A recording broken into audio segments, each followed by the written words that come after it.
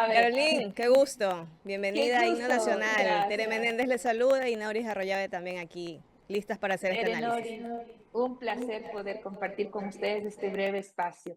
A ver, ganó quien te mostró algo diferente. Ganó quien te da más material de conversación. Gana quien establece una línea, un ritmo y una agenda. Ya creo que sabemos quién ganó. Entonces, el hecho de que Luisa González haya mostrado una diferente actitud, mucha más solvencia, incluso hasta un poco grosera, hasta ciertas actitudes. Sin embargo, incluso hasta en eso, que podría valorarse entre positivos y negativos, que no es mi deber hacerlo, sí se puede plantear que tiene una postura distinta. Y eso deja conversación. Al final del día, el debate no es sino un espacio de provocación de conversación. Si el debate no te genera una conversación posterior, perdiste el espacio. O sea, por ejemplo, si nos vamos a la primera vuelta, hubo una participación espectacular de Rabascal, de Jairala, no se equivocaron nunca, pero al final nadie habló de ellos. Hablamos de Andrea González, recordemos todos. En esta oportunidad la sorpresa estuvo en el bando de la Revolución Ciudadana, en donde mostraron a una candidata que sonaba mucho más solvente, más presidenciable, si tú quieres, en términos de poner las acusaciones, las insistencias, la postura de inspectora de colegio, poniendo orden, marcando la agenda y el ritmo. Eso da inmediatamente lugar de una conversación distinta alrededor de la candidata. En el caso de quien debía presentar la calma, la pausa, la parsimonia, fue Daniel Noboa y lo logra, hace eso, pero se equivoca al no presentar los datos, al no dejar con claridad a la gente por qué él es presidente y por qué debería seguir siéndolo. Porque si hay algo que quedó claro en el debate de ayer, es que no, tenemos argumentos para no votar por, ya sea no votar por Luisa, no votar por Daniel, pero no tenemos argumentos para votar a favor de. No nos dejó Luisa esos argumentos, tampoco nos dejó Daniel esos argumentos. Intentaron hacerlo en el cierre, a la una incluso en el cierre le fue mejor que a Daniel Novoa. Recordemos que Daniel se traba un poquito con la palabra sobre la libertad, que le dejó allí como complicado, ¿no? Luego se recupera, se recompone, pero en los 60 segundos de cierre eso no te puede pasar, porque no le puedes dar lugar a la perfección que fue, en este caso, Luisa González, en esos 60 minutos. Esta vez no se trabó. Recordemos que en la primera vuelta sí se trabó al mencionar los 4 nombres, se le olvidó uno. Esta vez no se trabó en nada. Entonces, evidentemente, allí tú te tienes escenarios para comprobar. Pero hay una respuesta, una en particular, que a Daniel Noboa le termina costando el debate. Es la respuesta sobre el SRI. Tenía que decir que sí va a pagar. Así sea que al final, en efecto, en la respuesta posterior, en el minuto de alargue, debía, como en efecto lo hizo, ¿no es cierto?, aclarar de que así como funciona el SRI, también funciona la Contraloría y que se paga lo que la ley manda pagar, que eso es lo que prácticamente le acusa a Luisa González. Le hubiese quedado perfecto si la respuesta original hubiese sido sí. Pero como a la pregunta de ¿va usted a pagar con su familia lo que le debe al SRI? Fue no, ese argumento complica profundamente toda la agenda, porque básicamente lo que hace es reforzar lo que todo el debate Luisa González le estuvo increpando, el ordeño, Petro Novoa, los intereses familiares. Terminan esos intereses familiares estando por encima de las necesidades de la población.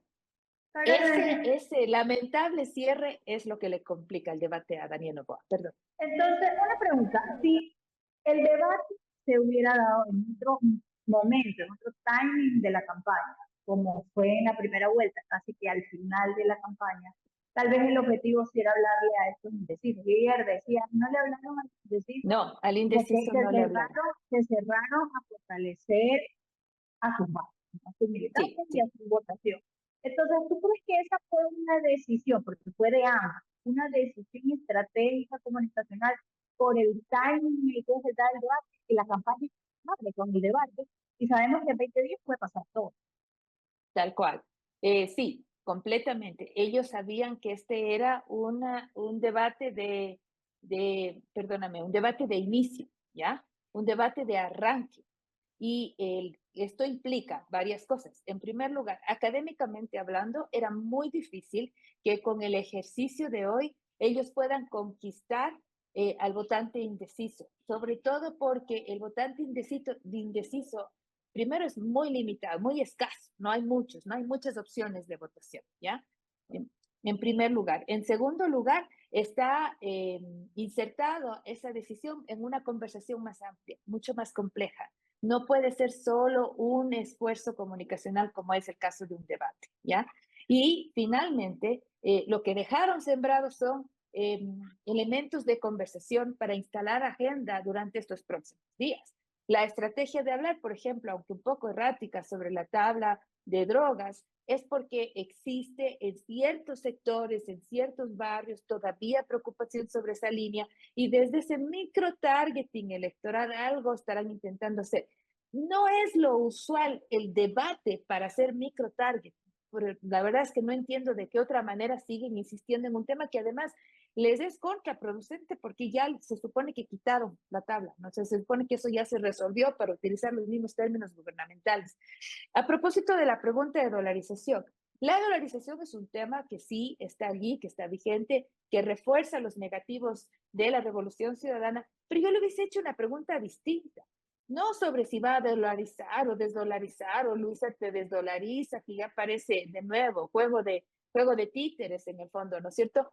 Pero sí hubiese planteado desde el recurso económico sobre, por ejemplo, cómo traer el dinero de la Reserva Internacional pone fragilidades a la dolarización. Lo hubiese planteado desde esa perspectiva. Pero lo otro, lo único que le dio fue como un pase al centro para que Luisa González pueda con mucha firmeza decir que está frente a Luisa González, no a Andrés Arauz, y que es ella la que va al final del día a tomar la decisión y en este caso fortalecer la dolarización.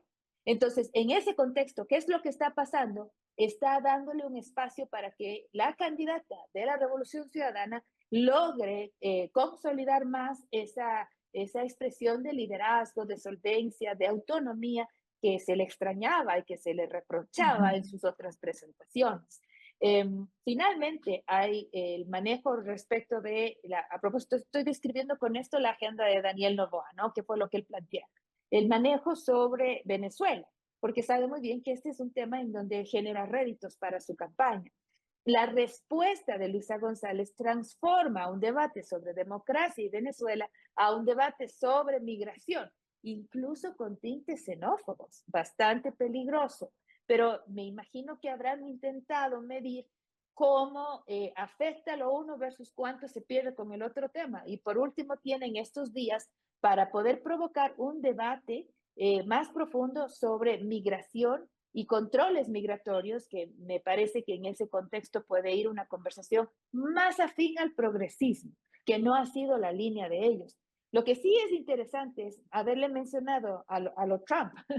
¿Por qué? Porque esos votantes que están en contra de Venezuela, hasta cierto punto están a favor de Trump, hasta cierto punto, digo, porque en el contexto de la derecha conservadora, el cuidado de la participación de los migrantes en su aparato productivo siempre ha sido una preocupación.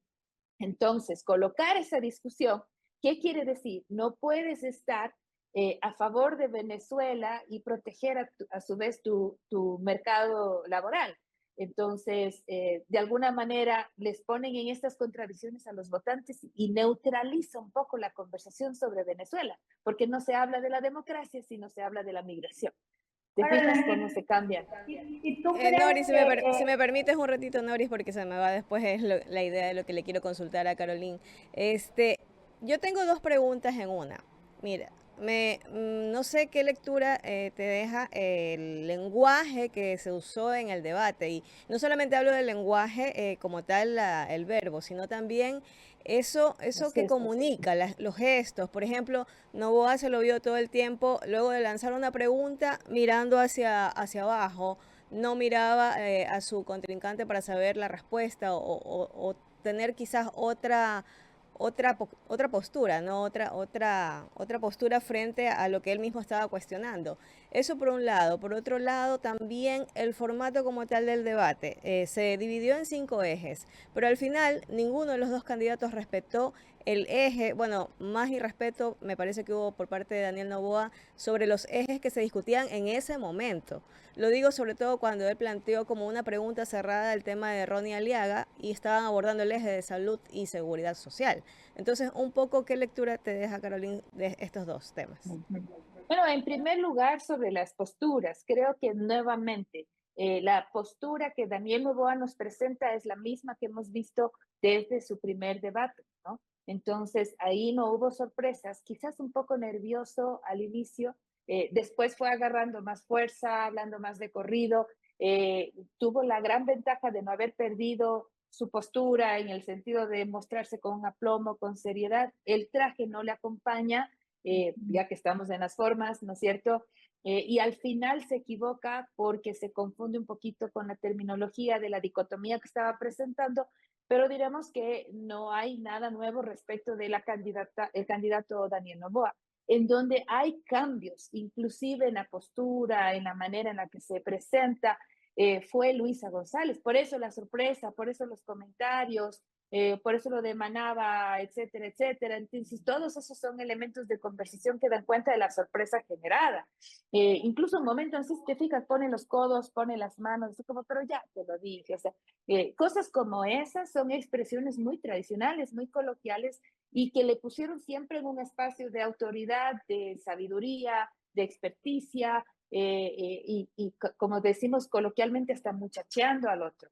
En ese contexto, la repetición fue cansina. O sea, al final uno como no, ya, o sea, ya vimos que estás en esa postura, pero si la sigues repitiendo en los siguientes ejes, quizás comienza a molestar, ¿no? Y eso creo que también se presentó. Pero claro, esa era como quien dice la estrategia que estaban proponiendo en esta oportunidad y nos muestran una candidata mucho más solvente.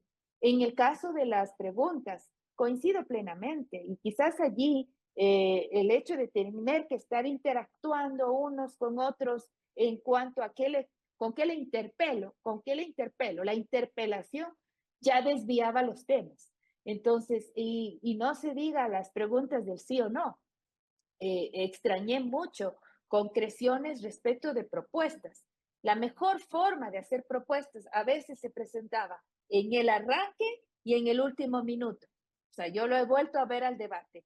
Y en el arranque tienes una propuesta o al menos un buen diagnóstico y en el último minuto, pero del eje, o sea, ya después del último sí o no, ¿cachas? Al final como que hacen una suerte de resumen, bueno, pero concretando a la pregunta del eje, esta es lo que quiero hacer. Pero ya al final, después de haber hablado de Ronnie Aliaga, después de hablar de María Moreno, después de haberse paseado por todos esos otros espacios en donde se diluye el enfoque de la conversación. Caroline, hay una cosa que es lo que la ciudadanía o ciertos grupos de la ciudadanía espera, y es propuestas, un debate de altura, tal vez más académico, un nivel de la clase política como un poco más elevado en torno a un debate presidencial. Pero la estrategia ya de campaña política, entendiendo la realidad del timing electoral, ¿a qué nos lleva? Porque claro, si por una situación no presentaron propuestas, no hablan de propuestas, es una falta de respeto para el electorado. Pero los candidatos están aplicando y están jugando para ganar, no para educar. ¿Quién debe considerar en un debate? Las formas y el fondo, Noris. Nuevamente te pongo como ejemplo a Carlos Rabascal. El hombre cumplió el manual tal cual. ¿Y qué recordamos? Dime una propuesta. O sea, hasta ese tren bala, que es una ridiculez, terminó generando un poco más de recordación. Ese thank you, bye bye, que lo menciona Leonidas Issa. Hasta ahora sigue siendo hashtag de algunos comentarios políticos. Y es precisamente porque la capacidad que tienen las palabras convertidas, por supuesto, como símbolos, ¿no es cierto?, desde una narrativa casi mítica, te generan nueva conversación. O sea, el thank you, bye bye te está hablando sobre la élite gobernando al pueblo, sobre el gringo que no conoce a su tierra, sobre la distancia del mandatario respecto de nosotros. Tú podrías articular toda una argumentación de 3 párrafos en 2 minutos leída, diciendo estos valores, estos elementos, esta disyuntiva, ¿no es cierto?, que se presenta, o podrías decirle a usted, señor Noboa, thank you, bye bye. ¿Te fijas cómo la forma tiene un significado tan potente, pero precisamente por lo corto que es? No es fácil hacer eso. O sea, eso es inclusive mucho más tiempo. Es decir, como tengo que escribir poco, necesito más tiempo. Es verdad, en la academia nos pasa eso y mucho, y nos tomamos días o semanas en un párrafo. ¿Por qué? Porque el ser concreto cuesta. Entonces, no es tanto la falta de profundidad como la necesidad de utilizar adecuadamente cada minuto que le dan. Esos 2 minutos y medio de arranque, ese minuto de ir y venir, ese debate, ese ir y volver, plantea agenda, propone ritmo, establece las cuerdas, te marca la cancha y te pone contra las cuerdas. Ayer vimos a una persona que al menos en los 2 primeros rounds eso logra hacer. Después termina como dando puñetes así como los guambras, ¿no es cierto? Así como que a lo que apunte, ¿ya? Porque obviamente el otro también ya se recompone, si tú quieres, para seguir con la analogía del box. Pero ya esos 2 primeros rounds en donde hubo el pic de la audiencia fueron más que suficientes como para dejar una impresión distinta en una candidata, mientras que el otro candidato se mantuvo dentro de los cánones que ya nos tenía acostumbrados.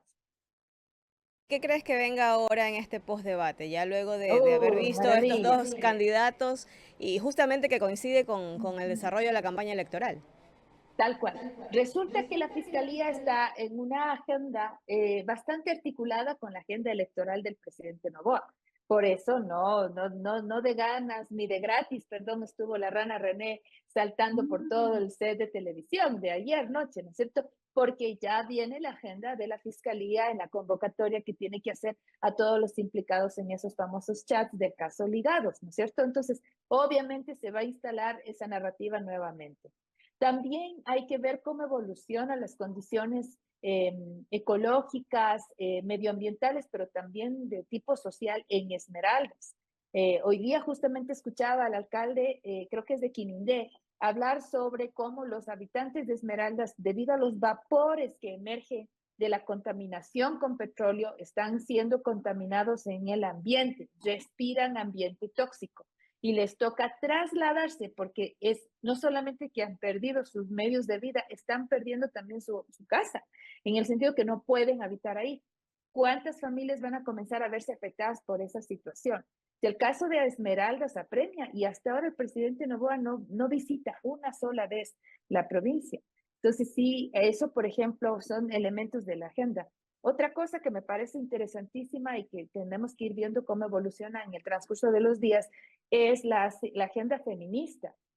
Hoy creo que debe estar en la conversación, debe estar en escena las expresiones que tuvo el presidente Noboa con la candidata Luisa González, que para cierto sector de la población podrá ser naturalizado, pero para quienes conocemos los desafíos que tienen las mujeres en espacios de liderazgo, el que nos manden a tranquilizar, el que nos digan que nos estamos ofuscando, el que nos tiren una beca para aprender lo que se supone que ya se sabe, todos son elementos que a una mujer en particular no le están agrediendo solo a ella, están normalizando una actitud que yo he visto en directorios, que a mí en lo personal me ha pasado. Y así como a mí, seguro les ha pasado también a ustedes.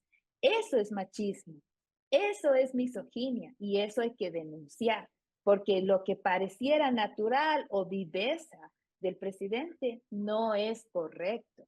Y eso es un trabajo de pedagogía política muy necesario para estos días.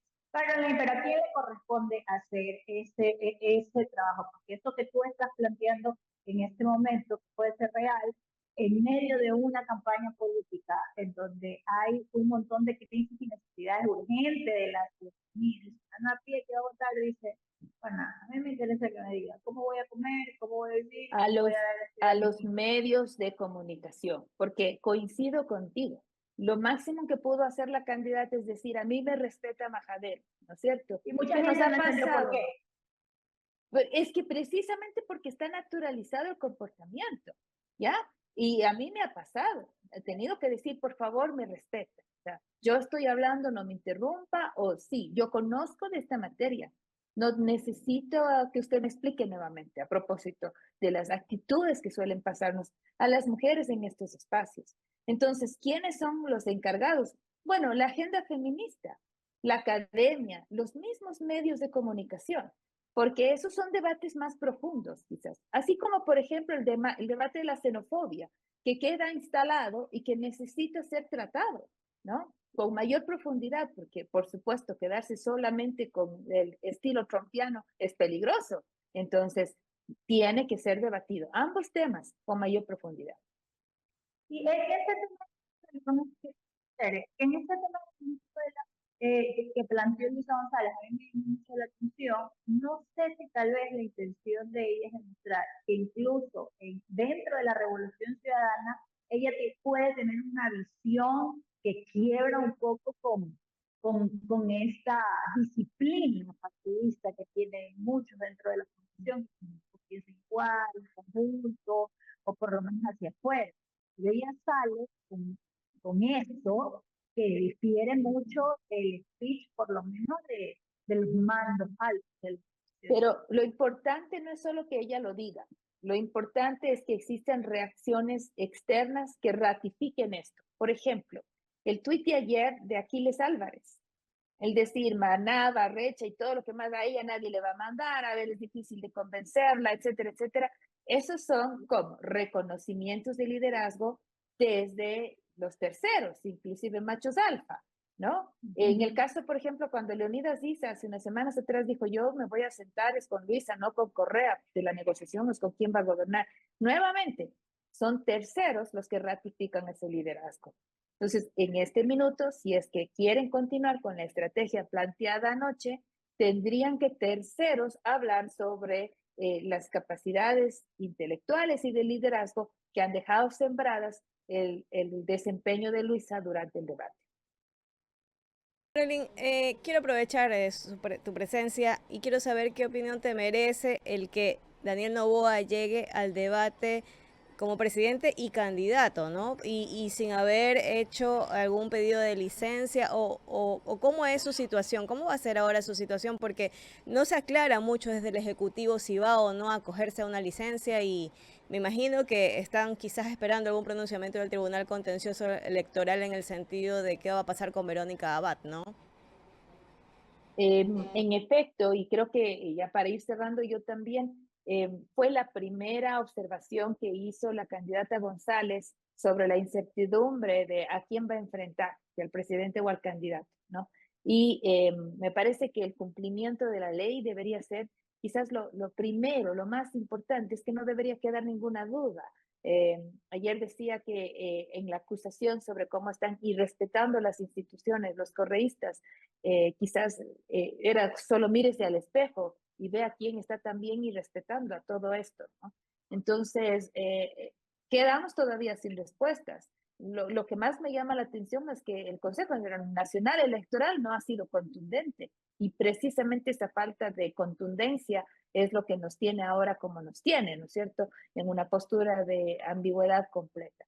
Creo que de todas maneras le complica al presidente demostrar que no cumple la ley. Y me parece que si hay alguien que tiene que estar urgido por aclarar esa situación, tiene que ser él.